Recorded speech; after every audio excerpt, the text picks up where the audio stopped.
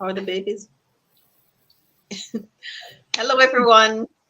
Welcome to the therapy room. My name is Joanna Daniel, and my co-host is. And my name is Natalia Harris. Welcome, welcome. We hope that you had a good week. How was your week, Natalia? I'm going to share it share the video while you're telling us how your week was. Well, my week has been very busy, Joanna, as usual. Physically very tired. But I'm excited to discuss about what our needs are tonight. I've been really thinking about that this week, or my needs. How would that look? Okay, you've been thinking about this week's topic. Yeah. It's a good one, isn't it? It is, and I've noticed that it kind of changes as well sometimes with circumstances. Your needs? Yeah.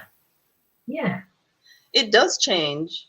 It does change. I suppose what we needed as single women, young single women, we don't need it now. As we our needs have changed as we are married with children, and at different stages in our lives, we need different things. Welcome. I can see that somebody has joined us. At different stages in our lives, we need different things. It's important to know what that is, what it looks like. How did you figure out what you needed? Well, Joanna, I didn't figure out what I needed until I was asked the question. And it's not a question you were that asked a question. ever asked me before. Until I was in therapy myself. It was like, right, Natalia, what do you need right now? And I had to sit back and think, what do I need? So until I started doing that practice, thinking, what do I actually need? Then I came to the conclusion. So, I don't know if you want me to share that right now. Maybe a little later. I want us to go through what needs were for those who are here now, and for those who are going to watch this on the replay. That needs are different things, and what we're talking about here when we talk about needs are emotional needs, not just physical needs, like our need for clothing and shelter and food and water. Which sound is echoing? Who is echoing, Lois? Myself or Natalia? Which one? I was echoing. You were echoing? Yeah. Okay. Yeah. Oh yes, it sounds like it stopped. Yes. Let us know. Thanks for letting us know that. So we're talking about emotional needs, Natalia. Okay, thank you. We're talking about emotional needs, which are feelings or conditions we feel, and we need it just as much as we need food and water and shelter. We can live without our needs being met, but we're going to be unhappy and frustrated, unfulfilled. Lots of relationships, Natalia, where needs are not met, there is just unhappiness, in romantic relationships. When our children needs are not being met, they can become anxious and irritable, and what might look like bad behavior, when all it is they just want their emotional needs to be met. They might just want a hug or to be listened to, or comfort, different things. Their emotional needs, there might be a deficit emotionally, and so that might manifest itself in what might look like bad behavior. And I always say about children, the behavior tell a story. So when we see their behavior changing, it's important for us to stop and question what changed, what's happening right now in our home, in our relationship, in our neighborhood, in the world. What is happening that could have impacted the behavior change? But that's a whole different therapy altogether. So we're talking about needs tonight. So let's look through the list of emotional needs, Natalia, that we are looking at this evening. You want to read through them? So the first one, my throat's dry. Sorry. I don't know if I'm still echoing, but the first one is safety and security. So it would be when you understand my fears and help me to feel safe. Yeah. So, and I was sharing that's sorry, carry on. No, go ahead, Joanna. I was sharing. So we're going to read through this and kind of share examples of what they might look like. I do this when I do, as I was saying to Natalia, I do this in workshops. I use it in different places to help people to understand their need and to help them to express and ask for what they need from the people that are in their lives.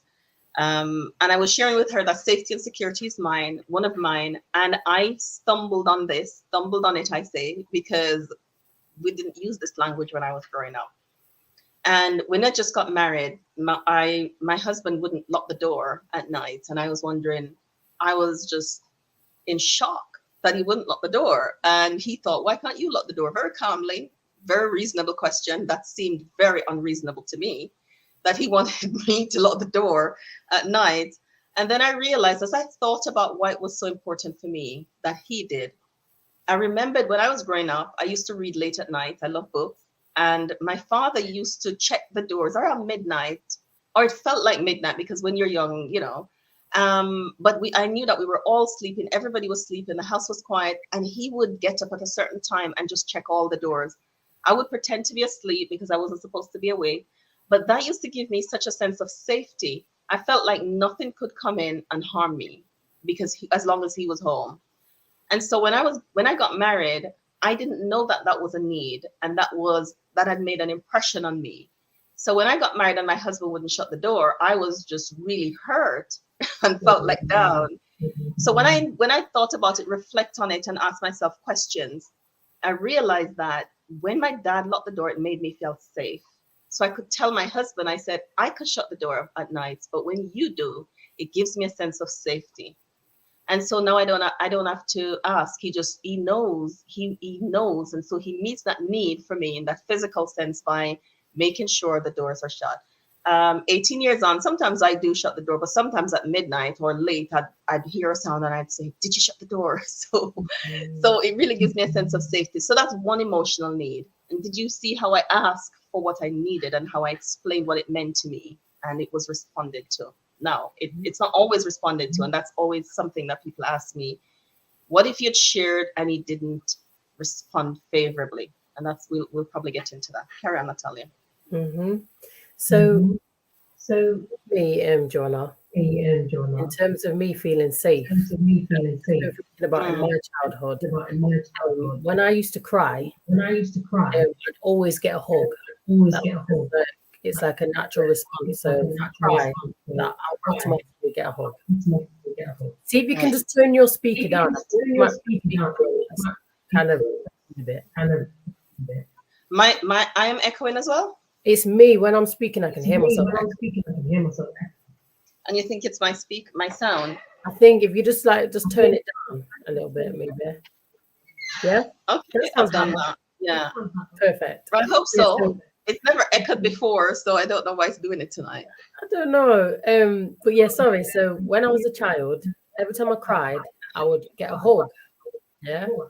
That is just what used to happen. So that would make me feel safe, right? Yeah. So when I got married as well, obviously I'm getting to know my husband, he's getting to know me. And when I would cry, that's something that he used to do. He wouldn't expect a hug when, like, you don't cry, but if he was to cry, in his household, they're not huggy people. They're not like huggy.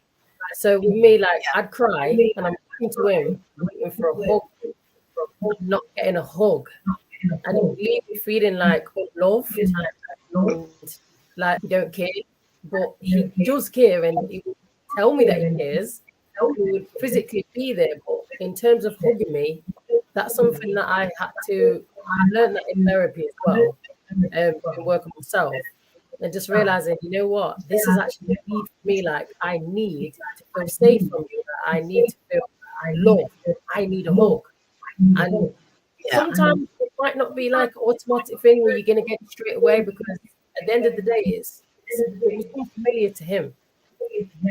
and it's something that he wanted to do, but he wasn't used to it. So I think it really is about having those uncomfortable conversations as well. Sometimes it can be uncomfortable, sometimes it might be a little bit embarrassing, but yeah, that was my experience. So, feeling safe and sharing that with my spouse.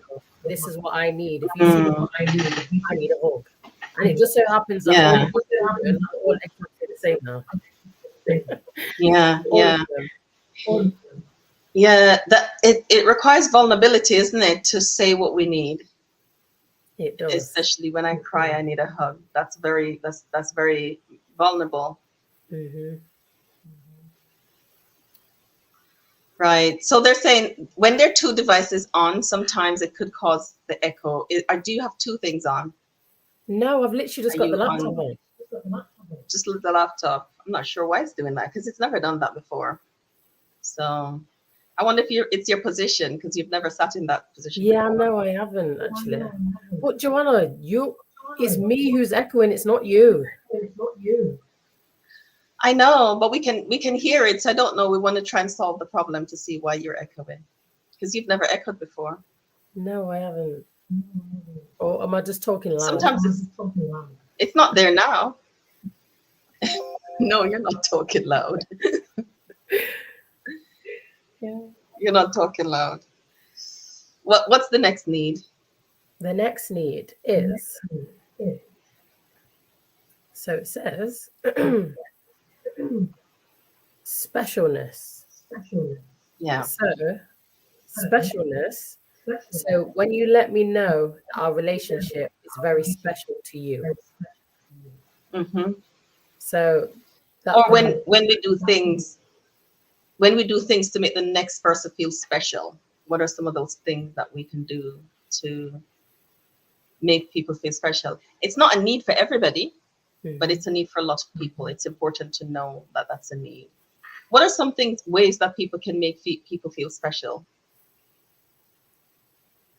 I think that kind of goes into appreciation as well. I suppose it could look like that, yeah. It could do. Or, noticing the in that person what makes them different, or, just showing them that, appreciating them in your life. Yeah. Know that. Yeah. Remembering significant dates sometimes make people feel special. Birthdays, anniversaries, special days. Mother's Day just went. Remembering those significant times sometimes will give some people a feeling of specialness. Sometimes specialness can be how you treat me when we're out, when we're at church, how you take time to sit beside me or stand with me in the queue for lunch, eat with me at my table. Those kind of things sends a message of, I see you, you're special, you mean something to me. Those can give us feeling of specialness as well. I wonder how else, if the people who are on tell us how else can specialness be seen. When we're talking about emotional needs, and we learn what we need, and it's important that we know so that we can express them. But when we're growing up, some of us didn't have these needs met. We didn't know the names for it. And I'm thinking that, Natalia, culturally, sometimes when specialness might be seen as show off or attention seeking. Yes. Yes. That's not the case. No, it's not. And sometimes it doesn't have to be a big thing. It doesn't mean like, oh yeah, it's all about me. But when you were just saying, like with Mother's Day, for example, right? Yeah. I didn't think that was such a big thing. Like, to me personally, I thought it's just all about your mother. It's all about your mother. But then when you become a mother yourself, I realized that it is actually important. Like, it doesn't have to be like a big thing, but just showing some appreciation, like getting the children to like draw a little card, say "mummy" on it. Like, those little things can mean to you, and it's like it's just a small. They do. it really does make you feel good. You know, everyone's different, but if you realize, you know what, Yes. so let's say Mother's Day came and you didn't get nothing from your children, your husband didn't make that effort for your children to draw you a picture or something, you could end up feeling like, you know what, what's the point? I'm not loved. Nobody cares about me. I'm not a good mother. Yeah. I'm not worth Yeah. it. And those core beliefs That's start to it. really show themselves when your needs aren't met. So it was Yes. interesting what you mentioned about with the Mother's Day. That's where my mind kind of went Yes. I wouldn't be happy if they did that.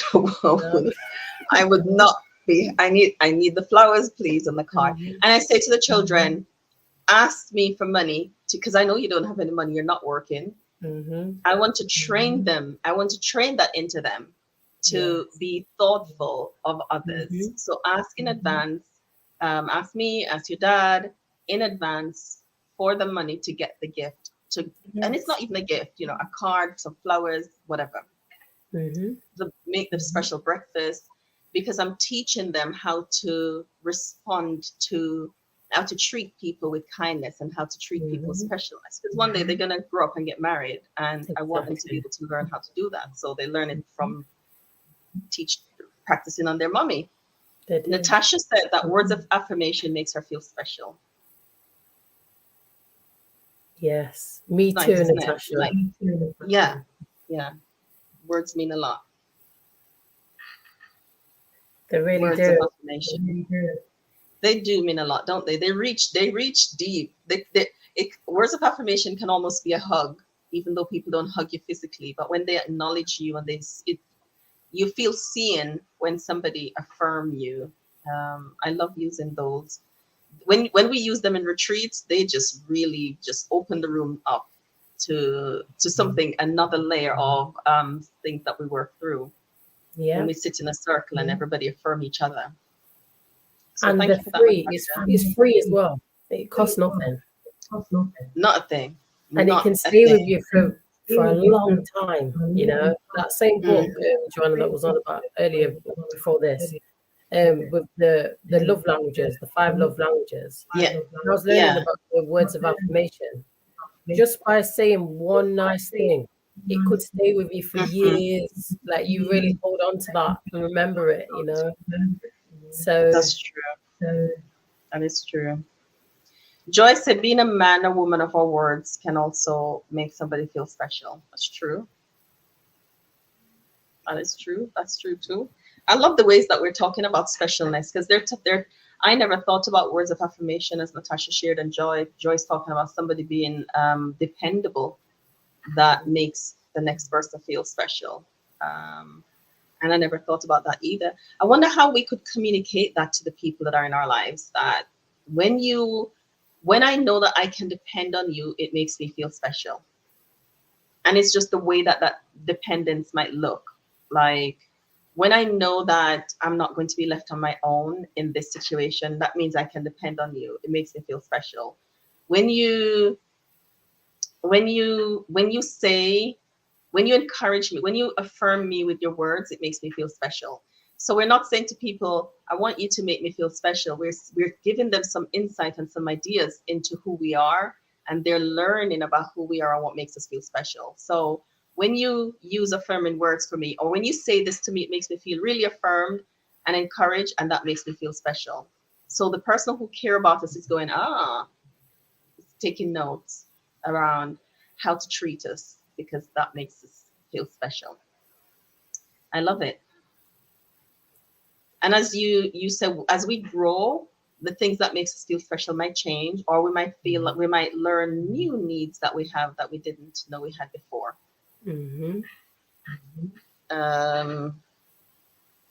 Natasha said, I think some being dependable is linked to femininity and masculinity. Knowing you can depend on a man to be a man and a woman to be a woman is amazing. Yeah?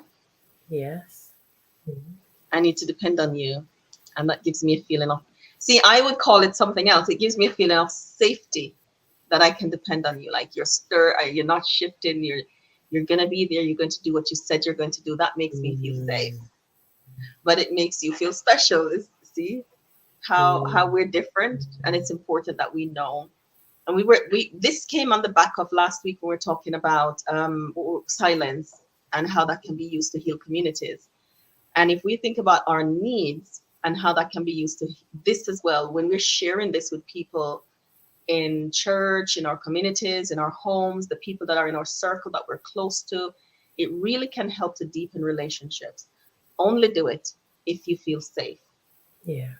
Don't do it with people who, when you're vulnerable, they use it against you. So only if you feel safe. Let's look at the next one, Natalia.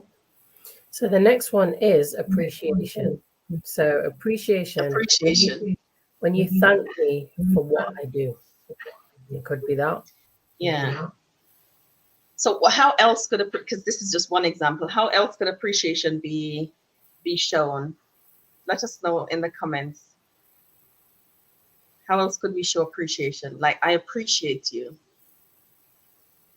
And it helps to fill my love tank, and it makes me feel good that I'm appreciated. I think the gifts on Mother's Day shows appreciation. Don't forget my birthday. Say thank you when I make a nice meal. Yeah, it could be even surprises as well. To me, I'm thinking surprises. Okay. Yeah. So if you appreciate me, then that means that you will surprise me, because I like to surprise people. That's my way of showing appreciation. So okay, surprise back. But to me, that would be appreciation, a surprise. Right. Okay. Something that you haven't had to like plan yourself. Like somebody's thought about you and they've done this to show their appreciation to you. Right. It's random, but that's what my mind. No, that's fine. So that might look like a gift in the post, or a trip, or just anything, just any surprises. Or just like getting like a babysitter and planning something. Just I don't know, like this is what we're going to be doing, and you just knew nothing about it. Oh, okay. So that means you see that I'm hardworking, you see that I'm tired. Yeah. I feel appreciated that you're doing this to take me away so that I can rest. Yes. That's a good one. That's a really good one. Who else? Anybody else can tell us about appreciation? What? So for you, it's appreciation in actions, not just words, not just saying it. You want it to act it out. Yeah. All right, acceptance. When I mess up and you choose to show love rather than criticism is acceptance. That's one way. Yeah. Acceptance for me is also belonging. When you open the circle to allow me in the group, when as an introvert, this is really important to me. I'm fine on my own, but when somebody sees, and that's why I tend to see people on the edge, because I live on the edge. So I don't have a clique, I don't have a group. So I'm on the edge. So I can see the people on the edge who need somebody to say hello to them and have a conversation. So acceptance for me is belonging. And I think it's connected to safety too, because I feel safe when I belong. When I know that, not that I don't want to belong in the sense that this group is going to define me, but when you see me and can allow me in, and it doesn't feel tokenistic, it feels like you're really wanting to engage. That feeling of being accepted. Yeah. And that feeling as well, Joanna, of just being who you are. So you're free to be yourself, and you're accepted in your own identity of who you are. You don't have to fit into anybody's box of what you should. Yes. So being transparent, but being accepted in your transparency. That's it. And we can learn how to see what people's needs are even before they say. So when we're in our homes with our families, when we are in church, when we're in different settings that we want to form close connection, we can notice what people respond to, and it will help us to understand that the belonging is really important to this person. They really light up when we invited them in, or I just asked them about how their mother was because they mentioned it last week, and it seemed like they really felt encouraged when I did that. So when we care about people, we will see what they need, and they don't have to say it, because we see how they respond, because we're looking, we're intentional, and we're paying attention to them, to the things they say, to how they say it, to how they are, and it helps us to and, as for want of a better word, minister to their needs, to be able to meet their needs. Yeah, and that helps. What are our people thinking? Please don't go silent on us. Tell us. Is acceptance or appreciation one of your needs? Or how else can people show? How can people in groups show this? This is a therapy room. Let's talk. We don't want to talk. Let's talk. You know what? Can I say something? I'm going to share a little, a little snippet of something. Oh, look, somebody said something actually. Joyce. Acknowledging people in our circles. Yeah, that's acceptance. Yeah. And you know what? As sometimes there are lots of people that are used to not being accepted. They're used to being ignored, or not seen, not being a part of. They're used to being on the edge, not being drawn in. And so acceptance is really important, because sometimes there are people who don't know how to accept themselves because they've always been rejected, especially if rejection and abandonment is a core wound. Then we might need acceptance, but is afraid to show it or to ask for it, because we fear that we might be rejected if we say. And there's this thing about this, that underlines this session on needs, because we have to allow ourselves to be vulnerable in order for the next person to know what we need. But it's also scary, because if we are wired for rejection because we've experienced it so much, it might be a really daunting thing to say, I need this, or make ourselves vulnerable by asking for it our needs to be met. Yeah, Joanna, I don't know if you mention it, but sometimes it can be embarrassing as well to say you need. So I'll share something of my personal experience. So in my household, I best to eat healthy, and sometimes there's things that I like to eat that maybe aren't the best things to eat. So I'd find myself like hiding and eating, like literally like in my wardrobe. I don't do this anymore, but I used to. I'd find myself eating in my wardrobe, like my face quick, or eating in the car quick before anybody sees, and then like hiding receipts and hiding like wrappers and stuff like that in my pocket. And I just had to have a conversation with her. I just said, you know what, babe, like, I want home to be a safe place where I can literally, if I'm eating what I'm eating, I want to be able to eat it in the warmth without face, and I just want to be comfortable. I'm not there yet in terms of like proper healthy eating like I want to be there, and I will be there one day. But right now, this is what I'm eating, and I just had to have that conversation, and it was embarrassing, and it did make me feel vulnerable because I'm kind of exposing myself. But I had to have that conversation, because to me, home should be a place of acceptance, a place where you can literally just be yourself and safe to be yourself, and it's okay. You're not going to be criticized or ridiculed. I don't know. I can't explain it, but that's what came up for me in terms of acceptance. Having that uncomfortable position, sometimes being vulnerable around someone who you feel safe with to get those needs met. So I just shared that with you guys.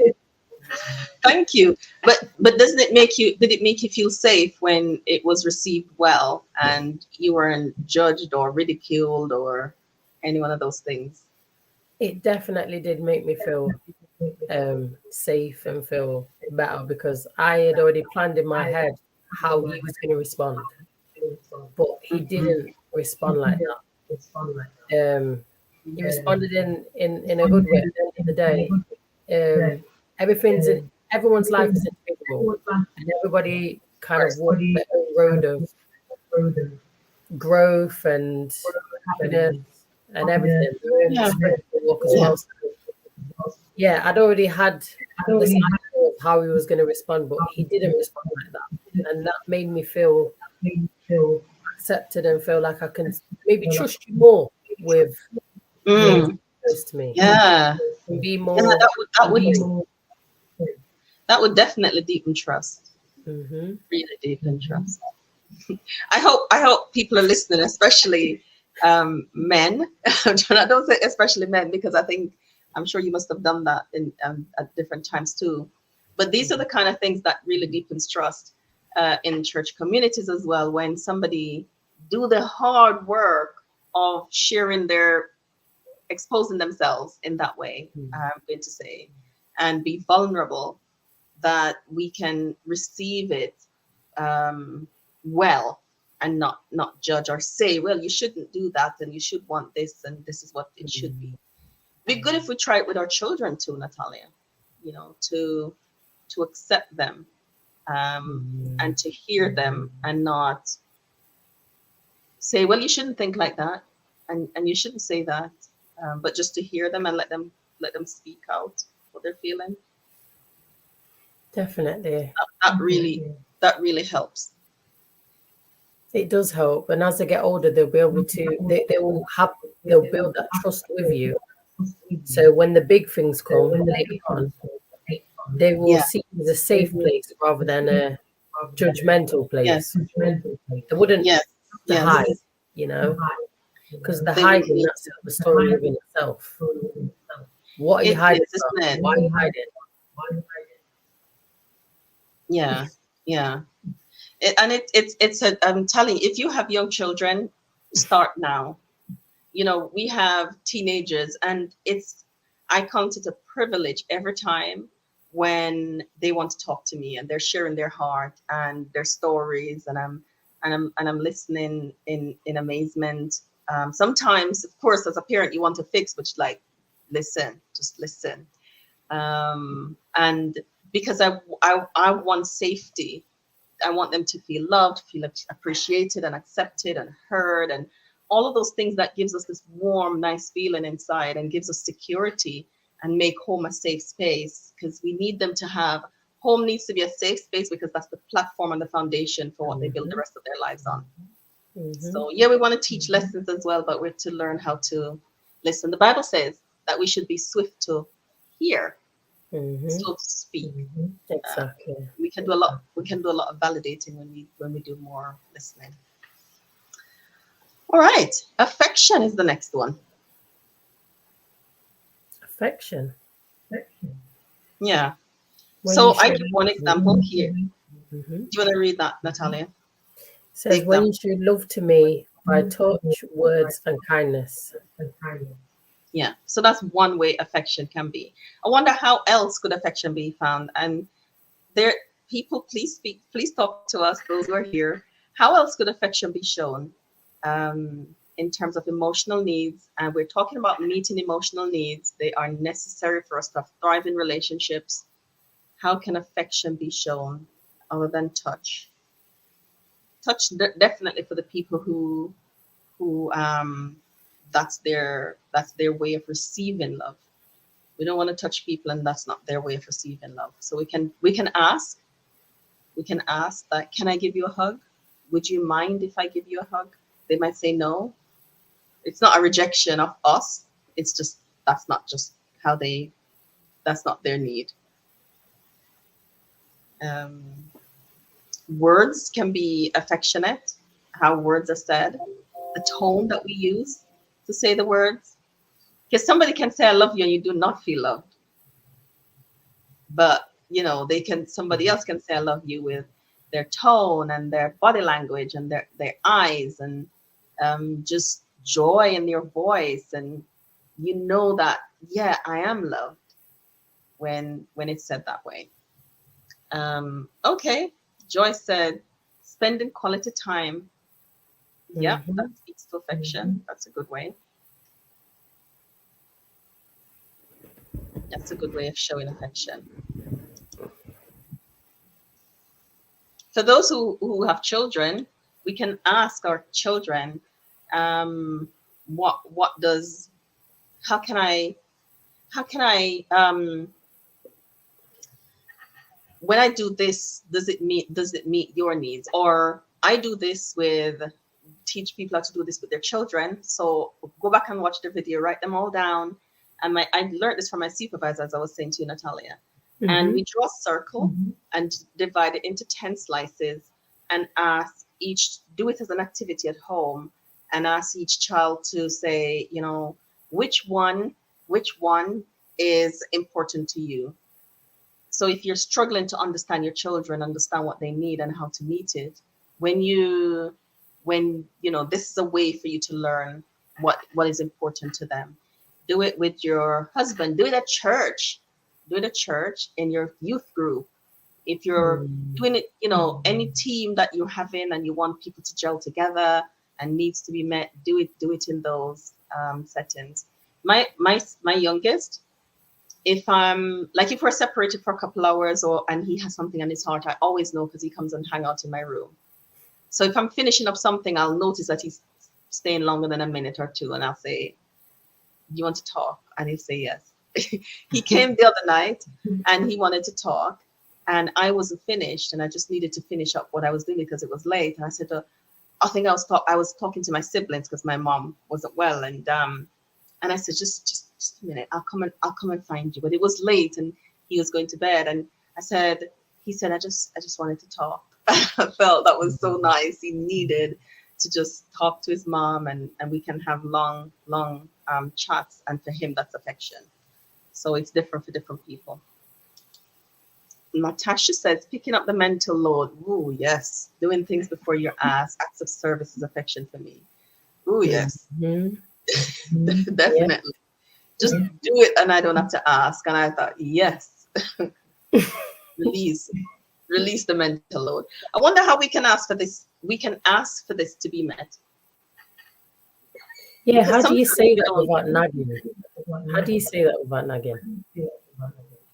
I don't think it needs to be nag to say it. I wonder why you label it nag. Pick up things without being asked. Do things for me without me asking you.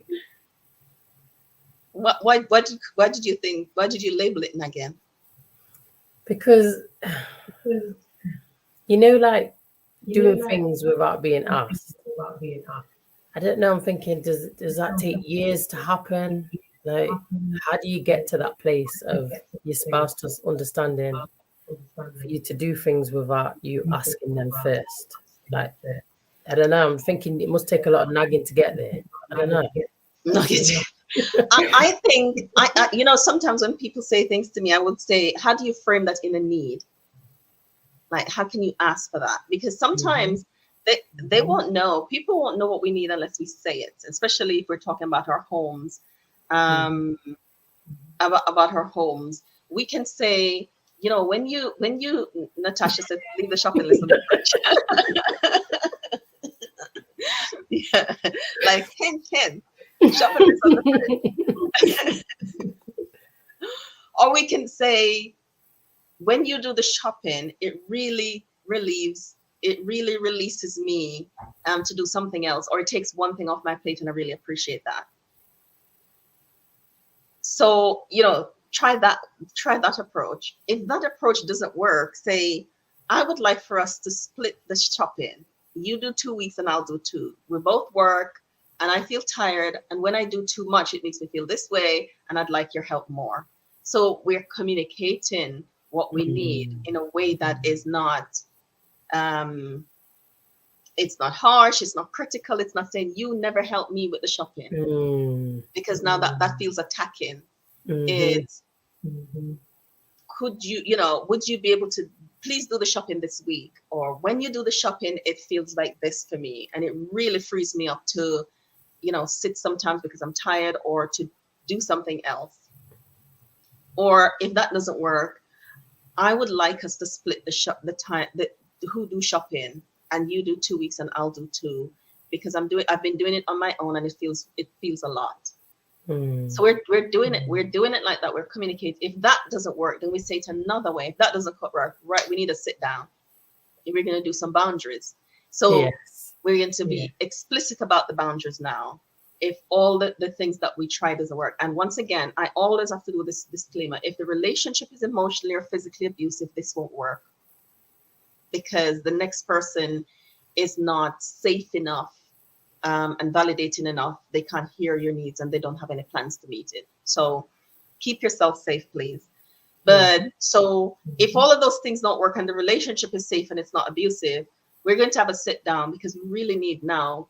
You're not hearing me, and we need to talk about why you're not responding to this need that I've been saying. And I don't want to nag, but I really feel like you're not hearing me and you're not helping me carry this load that I carry for our family. I was going to say what I would do, but probably that you mustn't try this at home. I'd probably just not go shopping. I'd probably just there's no food. Really? Whose week was it? Oh, what are we gonna eat? So, don't try that at home. But you do what you need to. And so sometimes, here's the thing: we grew up in different homes as well.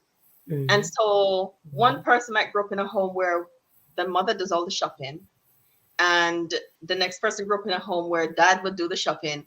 And so remember, our early wiring plays out in how we do relationships, right? So if mother does all the shopping, it would be completely never entered their heads that they should do the shopping too, because moms do shopping.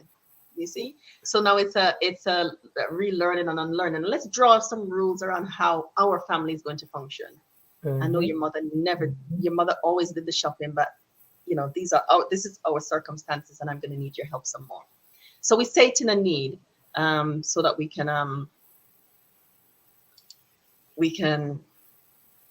call it Mama's Gone on Strike. When we're not doing the shopping, we're going on strike, right? Like, that's it. Nobody's eating. We're all fasting tonight because the shopping wasn't done. The shopping wasn't done. So I advocate boundaries. Boundaries help relationships stay safe. Sometimes we have to make the boundaries explicit. We have to say it. We have to ask for what we need in explicit ways. Otherwise, we can't give hints. We have to just say, I would like you to.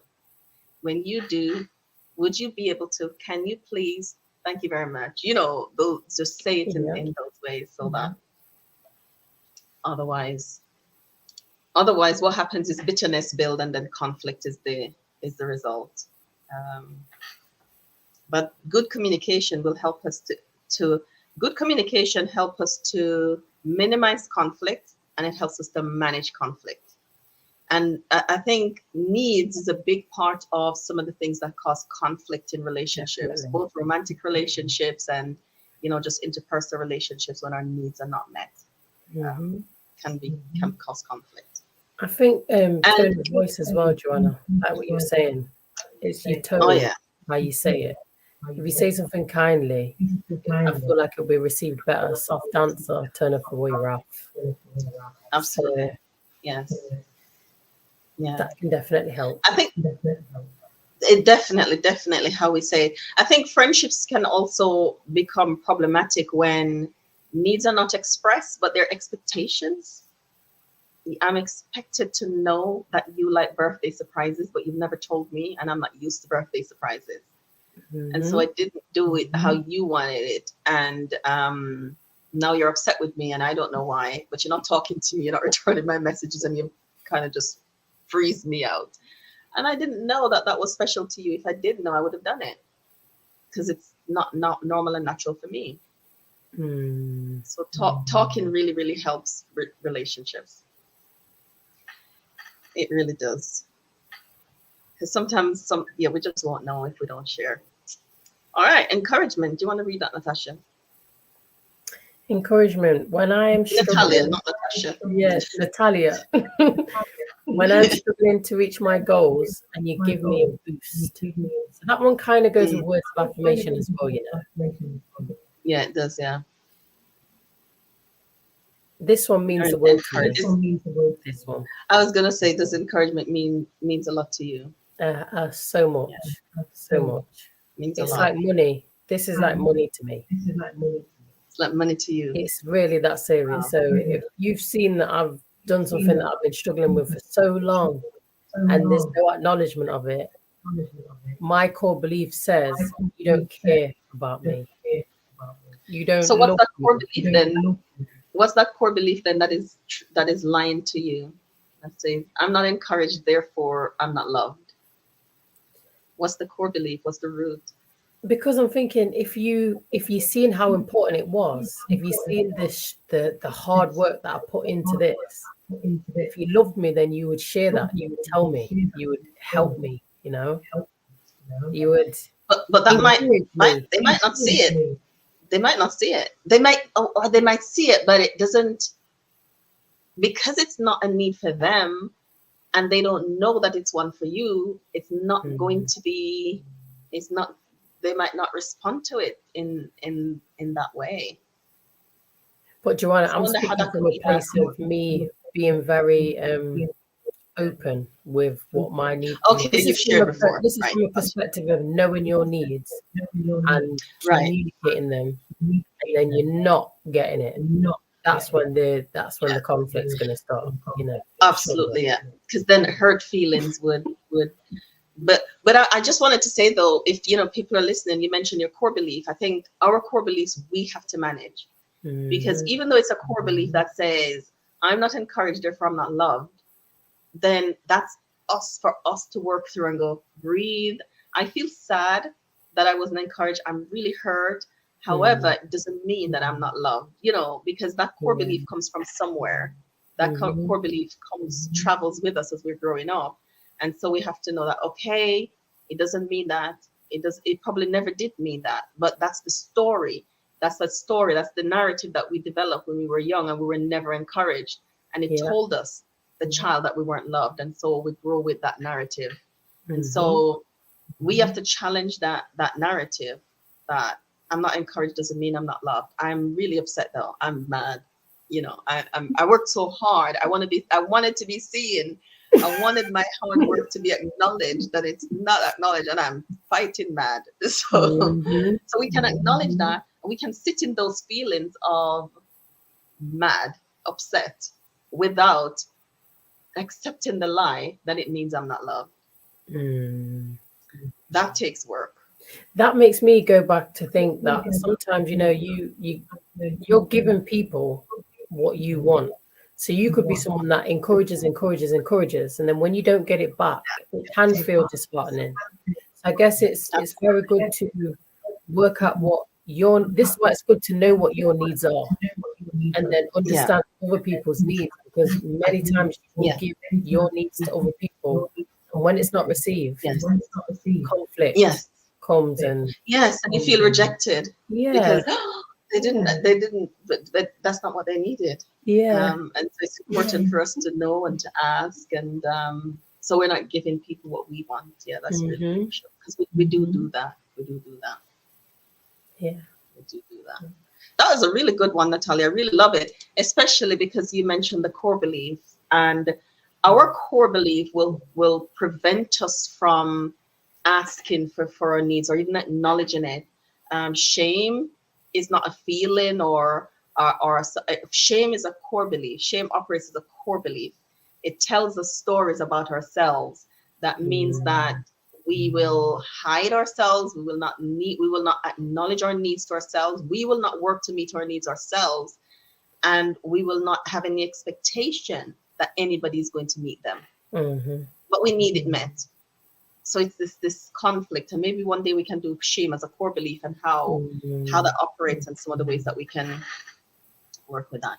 Natasha, encouragement is being your partner's biggest fan. Celebrate every single win, no matter how big or small. Yes, as the kids would say, gas them up. So Mhm. all the time. Gas them. Yes. Have a party, a celebration, special glasses, bring them out, light candles, Mhm. I love candles and special glasses and schlur, I just feel like you like can't go wrong. celebrate. You can't go No, wrong, can you? Really, by doing that, no, you can't. no. Let's celebrate. It makes people feel special and nice, and that's lovely. Yeah. Okay, I love it. Attention is the next one. When you focus on me and the things that are important to me, attention. It's not a bad thing to want attention from, of course, it's from who we want attention from. Depending on how we grow up, the messages that we got in childhood, we might feel like attention might be, I'm drawing attention to myself, and I don't want that. I feel uncomfortable. I think certain traumas, like sexual trauma, for some people, because we respond to it in different ways, might make us not want attention, even though it's a core need. We might feel I don't want anybody to see me. I don't want to be seen. I don't want to be looked at. I don't want to be in the spotlight in any way. But it's a need. And I think as we heal, it reveals, healing is self-discovery. It's beautiful. If you've never tried it, you should. It reveals so much of ourselves to ourselves so that we can understand more of ourselves. Anybody have anything on attention? I guess attention can show itself in many different ways as well. Mhm. Attention could be intimacy. That's where Yeah. my mind kind of went, like attention. I don't know. When I think of attention, I always think of like a relationship, like you in your marriage or in your, romantic relationship. That's where my mind goes. Yeah. Or like for children, so attention for a child. In terms of like friendships and things like that, I don't know. Attention doesn't really. To me, it's just like it goes with like your partner or your child. I don't know. That's Okay, right. So then it makes me think, if your friend has that need, how would you meet it? Would you be able to see it?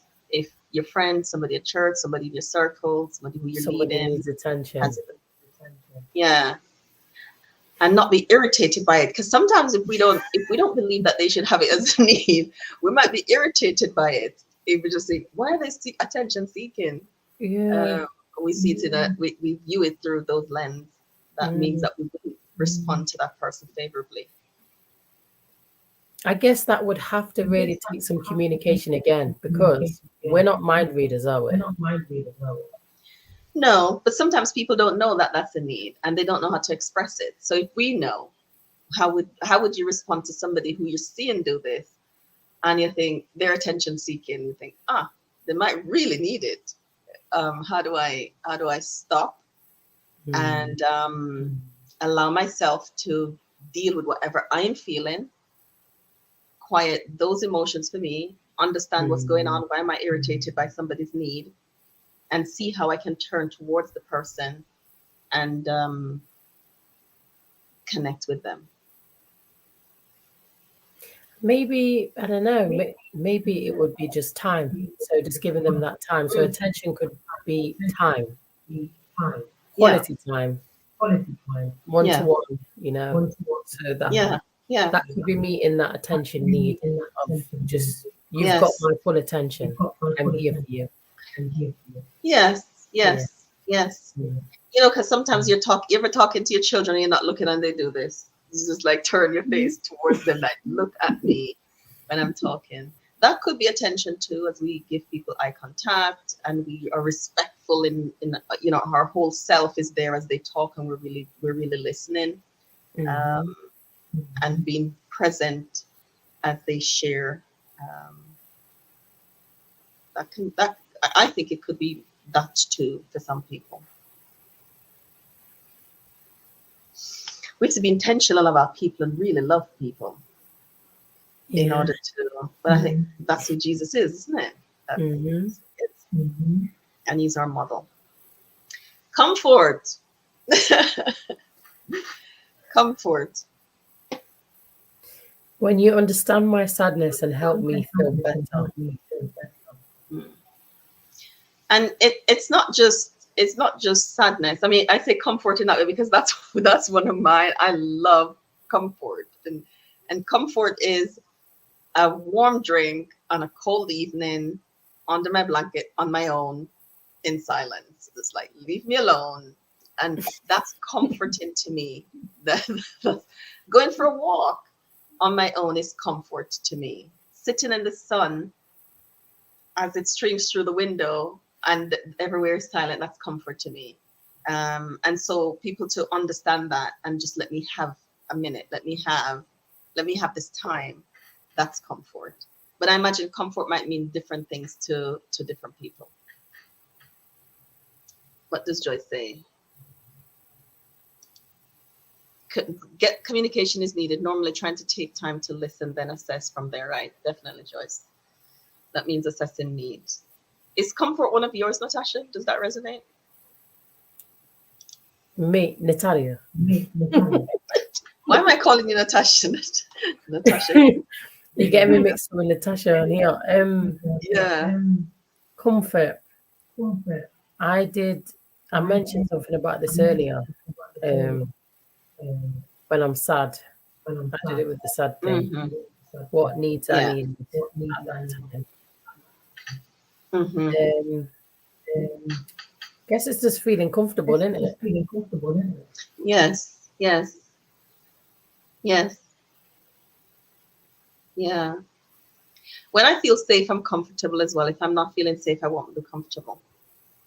And feeling safe means I can bring all of myself.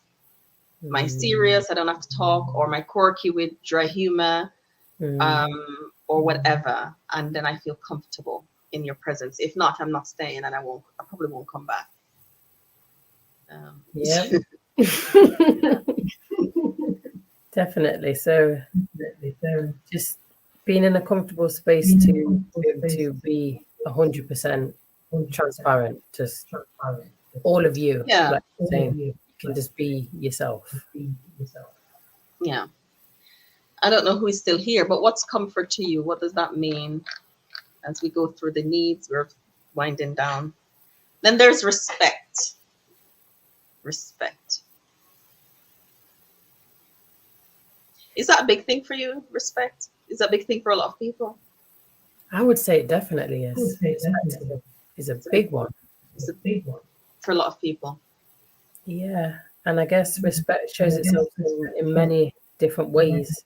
Respect would be like, don't be making jokes right, about me around people, like in public. I don't like that. It could be respect my boundaries. Right, respect my boundaries. Yeah. You know, when I was training, doing level 3 in counseling, my teacher asked me something because something had happened, and I said I was disrespected, and she said, "Why should you be respected?"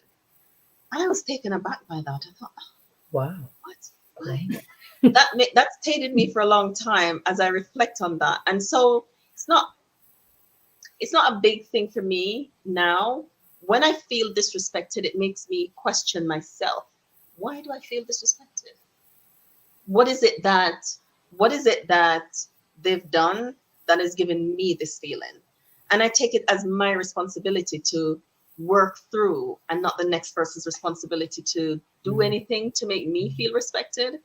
So it's not a big one for me in that sense, because nobody can make me feel disrespected.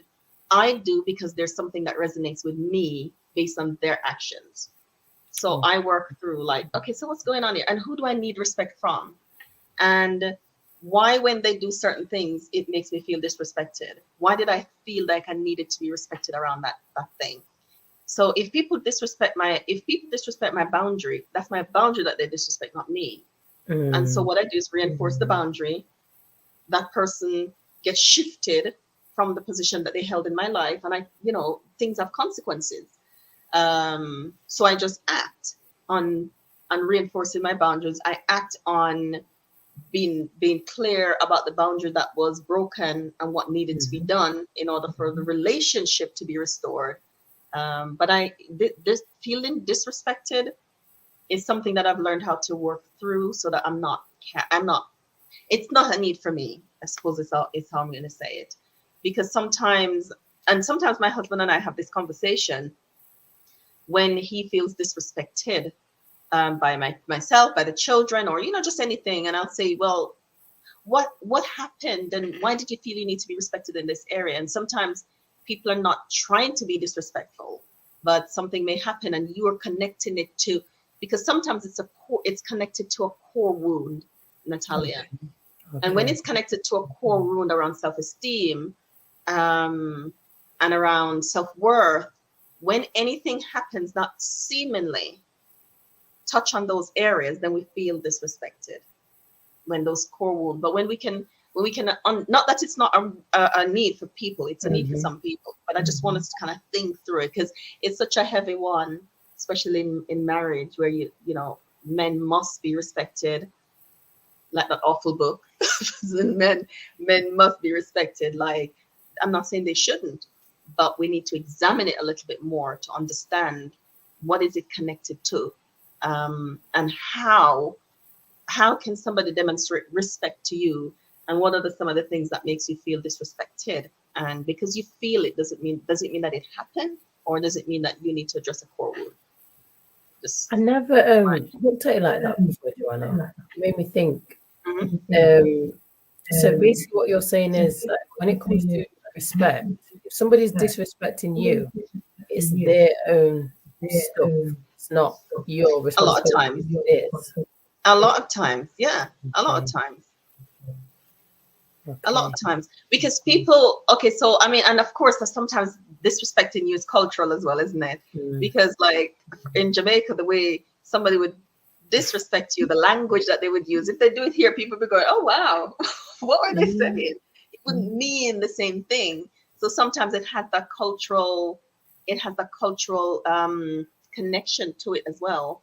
So I can disrespect somebody from a different culture and don't know that I'm doing it, because I don't have the context for what is respect to them. Okay. That makes sense?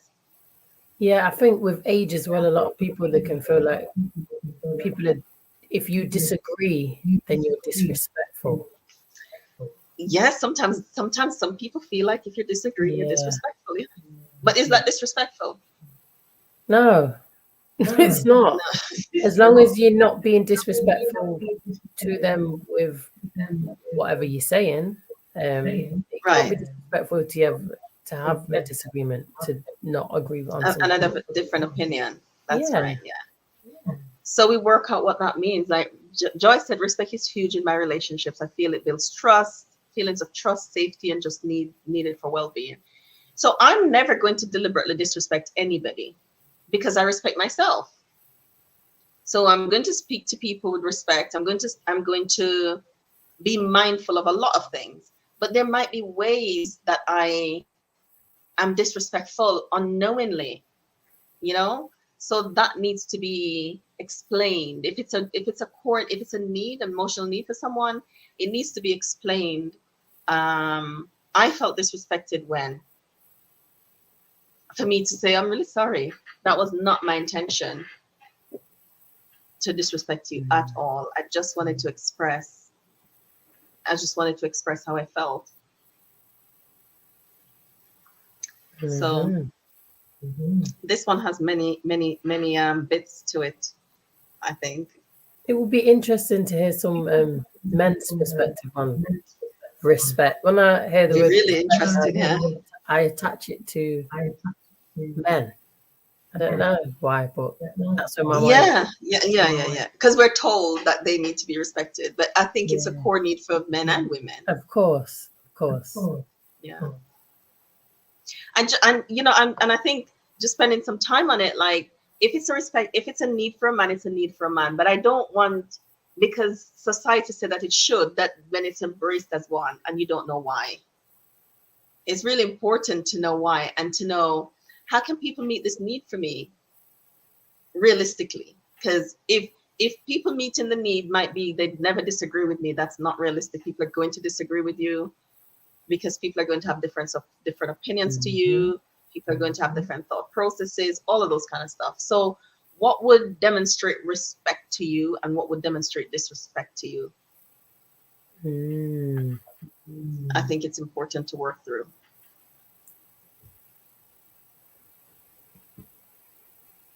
That's true. Tell us, Joyce, because Joyce says respect is huge in her relationships. It helps build trust and safety. What would be respect to you, Joyce? How would somebody know that they've met this need for you, and how would you know that the need was met? And Natasha said respect is everything. Tell us, how would somebody know that they've met that need for you?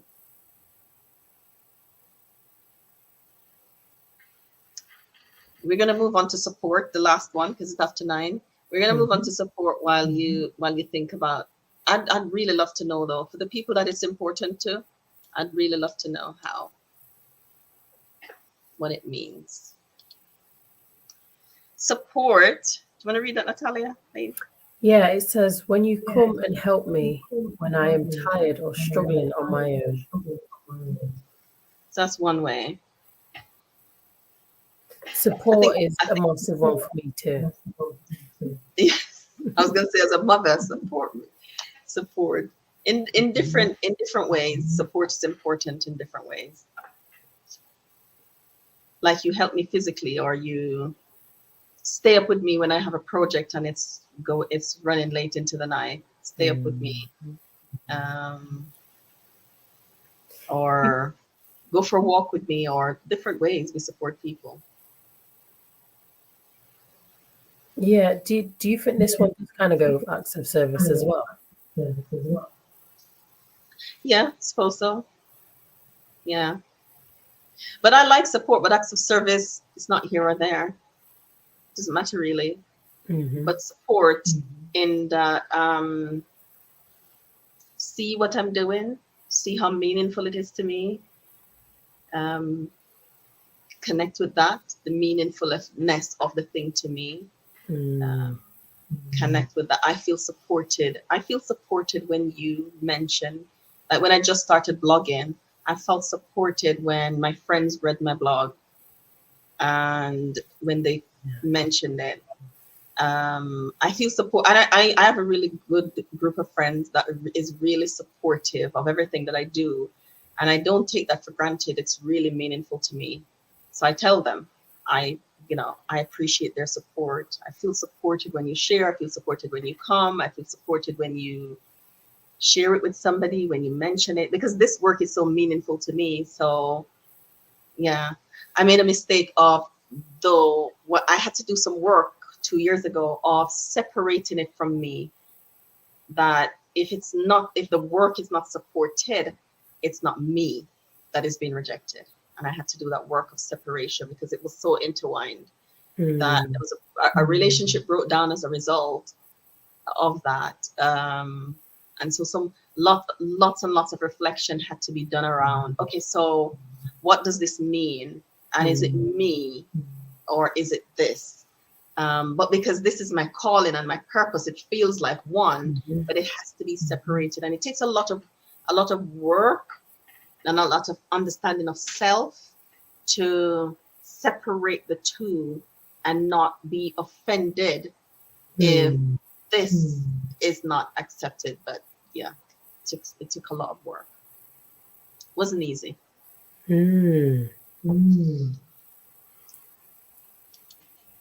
Support is amazing, especially if you're not experienced in it in the way you need it. When it comes to it's life changing, absolutely, I agree with that.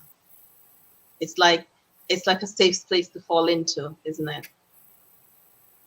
Like when you fall, somebody's gonna catch you, and you don't have to worry. You know that. You know what? As long as they're there, I'm just gonna fall back because I know that there's a safety net there for me.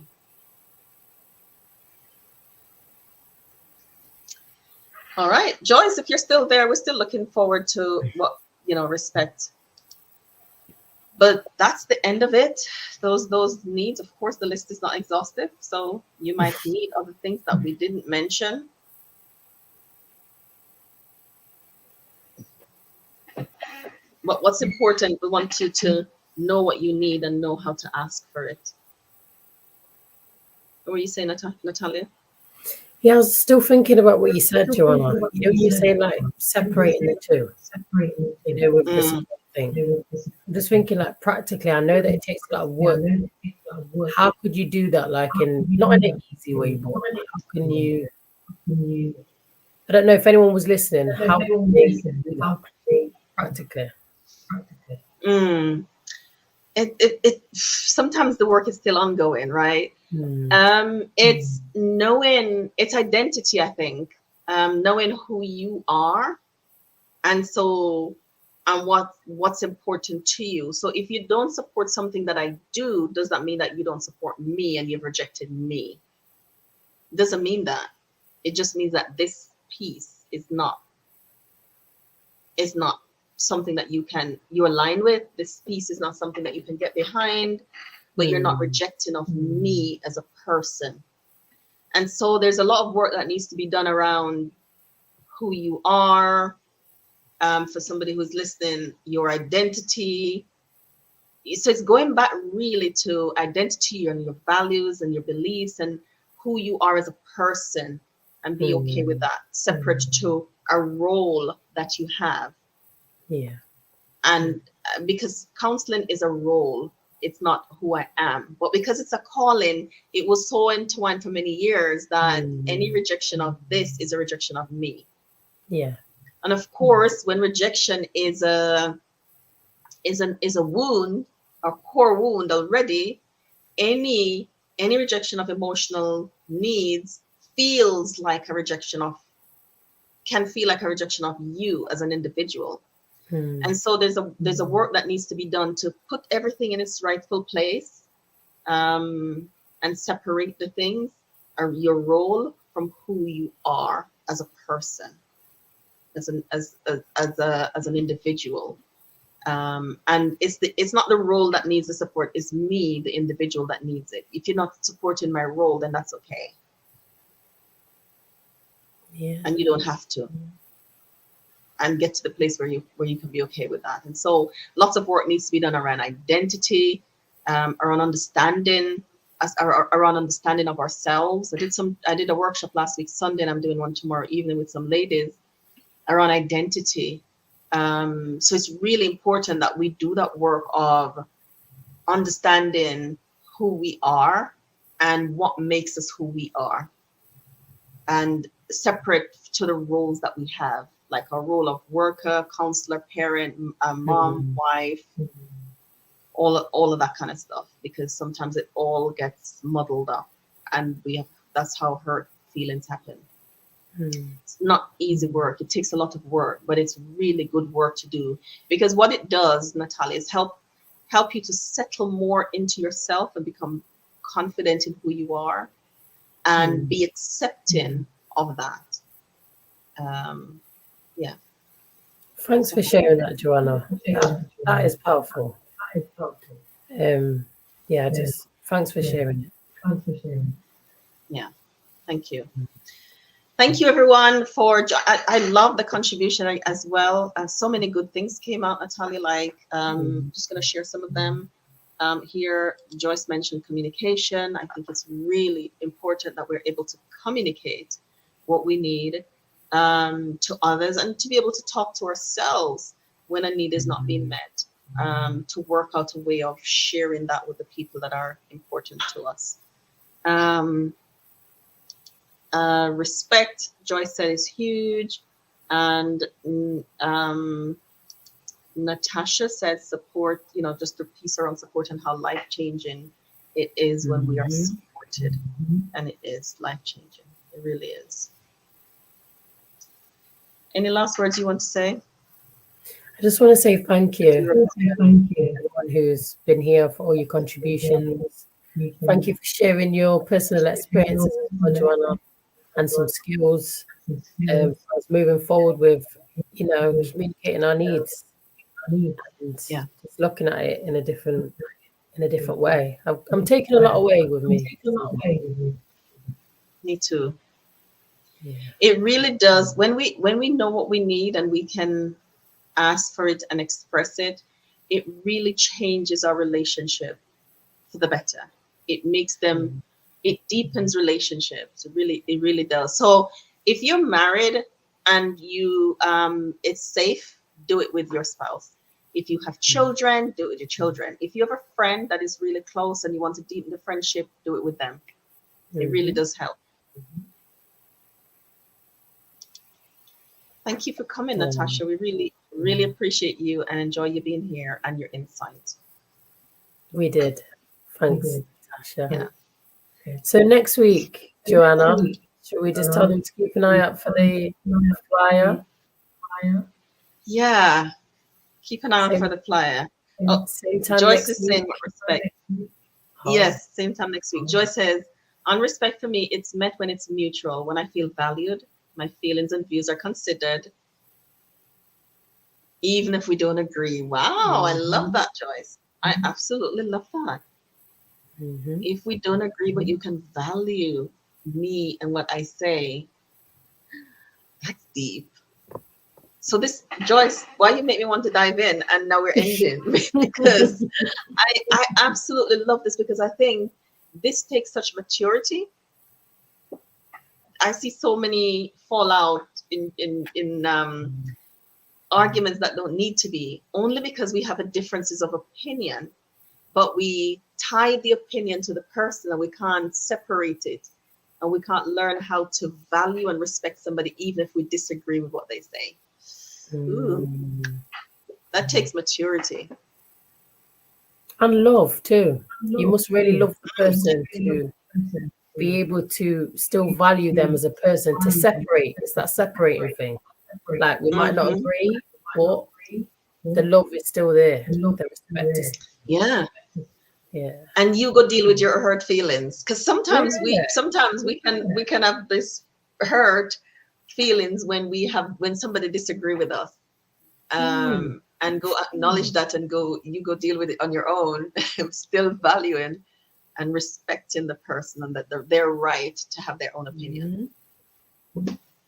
Joyce, I believe it's a learning process, so I can see the other person is taking time to learn about me.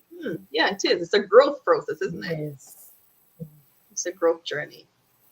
This is somebody who would really want to connect with you and really want to have a deep relationship and understanding of you. This takes time and intentionality, but it'd be really nice place, safe place to settle into.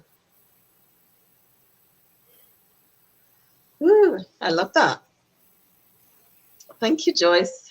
Thank you, Natasha. Thank you for everyone who is here. Even though you've not commented, I've seen that you've joined, and we really appreciate that you come and stay with us every Friday night so that we can talk. Natalia and I are going to be at the Come See a Man conference. We're going to put the link below the video. We're doing a panel with 3 other therapists. So a panel like this, where we're going to answer questions and talk through themes that are deeply meaningful and important to you and for your healing and for your growth. All right. So we hope that we're going to see you at the Come See a Man conference, whether online or in person. All right. Thank you so much, everyone, for joining us and on another week in the therapy room. We're going to see you next week, Friday, God's willing. Take good care and have an amazing week. But before I go, if you want to reach out to myself, it's joanna@woundsforscars.com or my website, woundsforscars.com. Natalia, how can people reach you? Christtherapy.com, or you can reach me on Instagram, Christ Therapy, or my email address is christ.therapy777@gmail.com. I'm going to add all of our social media handles below the video and our website and ways that you can contact us.